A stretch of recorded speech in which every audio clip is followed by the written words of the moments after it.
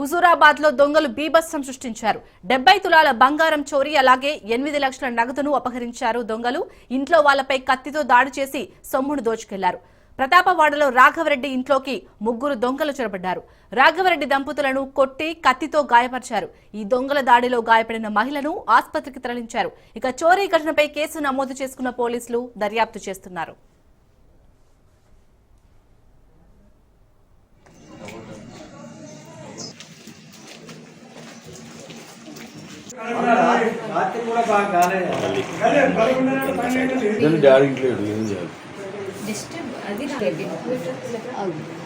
Severe news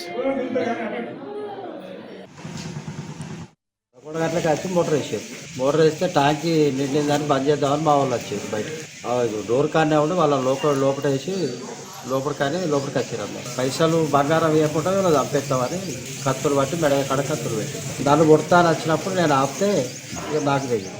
పేరు చూస్తే గుర్తుపడతాం. 3 గాయాలండి, 2 ఆడోళ్ళు నేను. ట్యాంకి రెండిపోతా అంటే మోటార్ బంద్ చేస్తున్నాను, మెల్లగా డోర్ తీస్తాను. నేను కథం డోర్ నెచ్చిండు, నన్ను లోపలేసి వచ్చిండు.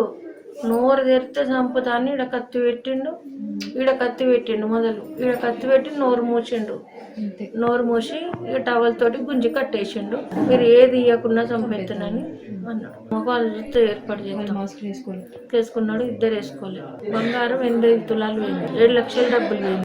ఫోన్లు గుంజుకున్నారు. మమ్మల్ని అంటే చంపేస్తామన్నారు. మా ఫోన్లు పోయేటప్పుడు